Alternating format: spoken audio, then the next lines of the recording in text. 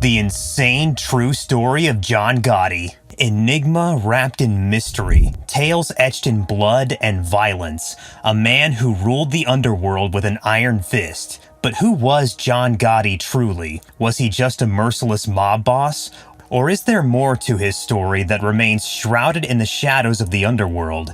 Get ready as we unravel the labyrinth of secrets in the insane true story of John Gotti. Prepare yourself to tread through the labyrinth of darkness, where every turn holds a new surprise. Buckle up, this journey is not for the faint-hearted. In the ominous world of shadowy deals and veiled threats, few names are as notorious as John Gotti, the formidable figurehead of New York's Gambino crime family in the 1980s. He wielded power with an iron fist, orchestrating a vast network of nefarious activities and standing at the helm of brutal murders. In Gotti, John Travolta steps into the shoes of this infamous mobster and weaves a compelling tapestry of his life story. Now, let's delve back into the enigmatic saga of one of America's most influential gangsters, a man who seemed so invincible he was crowned the Teflon Don. In the shadowed corridors of the Bronx borough, amidst the constant hum of New York City, was born a figure destined for a life far from the ordinary. On October 27, 1940, the world saw the arrival of the fifth child of John Joseph Gotti Sr. and Philomena Fanny DiCarlo, a child named John Gotti. Though their roots ran deep into the rich soils of San Giuseppe Vesuviano, Naples, Italy, the Gotti children were bound to the stark contrasts of the American dream and underworld. Among the five Gotti brothers, fate had a peculiar role carved out. All were to be woven into the intricate web of the notorious Gambino crime family. Eugene was the first to enter the fold, followed by John, Peter, and then Richard, who commanded respect as a capo regime. The youngest, Vincent, had his initiation much later in 2002. John and his siblings have first-hand experience with poverty as a result of their upbringing in the impoverished neighborhoods of East New York, Brooklyn. His father's inconsistent work as a laborer could hardly keep the family afloat, which caused John to harbor a deep-seated contempt for his father's shortcomings. School was the place where he honed his intimidating persona, becoming notorious for his absences and his bullying of other students. At the age of 16, he eventually made the decision to abandon his education at Franklin K. Lane High School, succumbing to the seductive attraction of a life on the streets. By the time he was 12 years old, Gotti was already deeply involved with various street gangs that functioned as part of the NYC Mafia.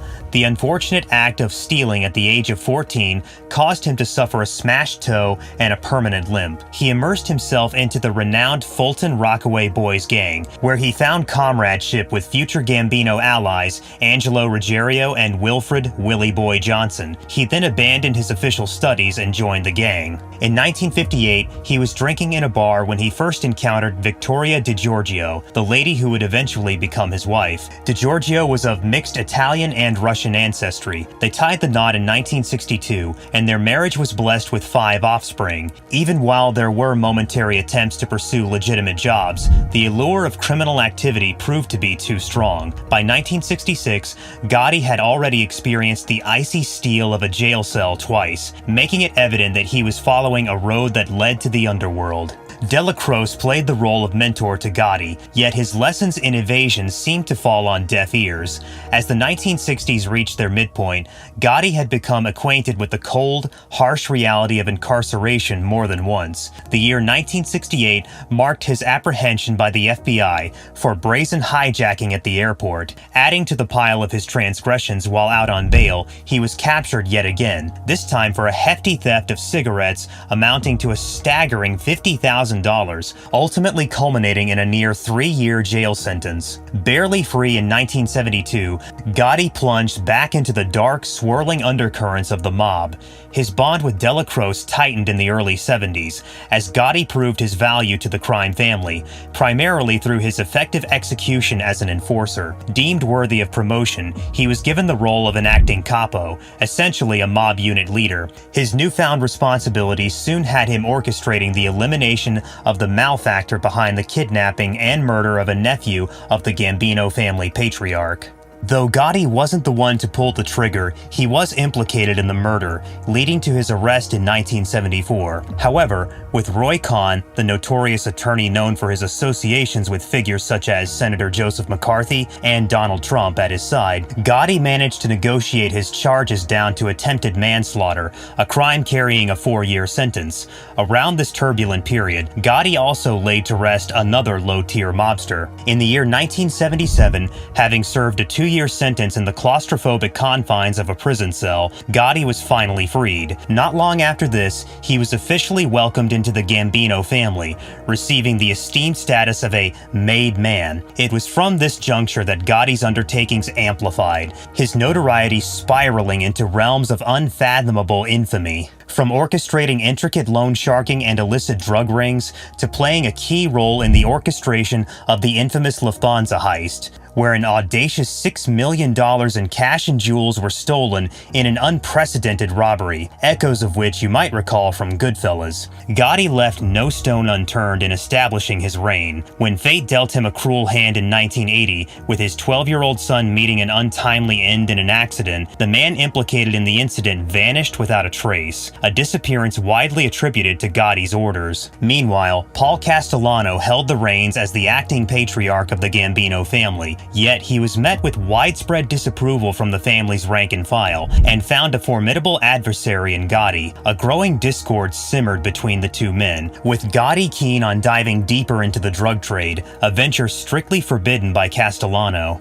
In the mid-1980s, an opportunity arose for Gotti, an opportunity too promising to dismiss, yet too perilous to plunge into without meticulous scheming. Castellano was indicted on several occasions during 1984 and 85, paving the way for Gotti to fortify his stronghold. He had a robust influence within the Gambino family, and turned to key figures in the other crime syndicates to legitimize the audacious plan of assassinating his boss. On the cold evening of December 16, 1985, Gotti watched from the secure cocoon of his car as a brigade of hitmen gunned down Castellano and his cohorts outside Spark Steakhouse, right in the heart of bustling Midtown Manhattan. Just a month later, Gotti was recognized as the new head of the Gambino family, the whispers about his involvement in the execution of his predecessor only cementing his formidable stature. As 1986 dawned, Gotti brandished his newly acquired authority with unrestrained vehemence. In the year 1990,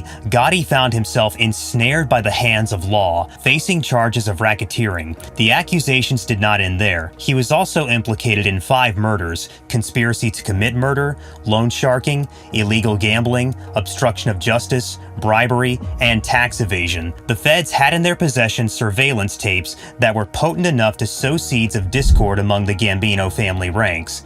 Eventually, an anonymous jury was summoned, fully sequestered, an approach designed to foreclose any possible interference. In 1992, Gotti found himself on the wrong side of the verdict, with every single charge brought against him resulting in a conviction. His sentence was as grim as his charges: life imprisonment, devoid of any hope for parole. The cold steel doors of the federal penitentiary closed behind Gotti, never to open for him again. As we close the curtain on this chilling saga of power and infamy, remember, John Gotti's tale is just one among countless others hiding in the shadows of history. If you dared to traverse this mysterious journey with us and wish to venture into more such untold narratives of the underworld, be sure to hit like, share, and subscribe. Keep your curiosity ignited as we promise to bring you more such thrilling and unbelievable tales from the underworld. Until then, stay mystified, stay thrilled.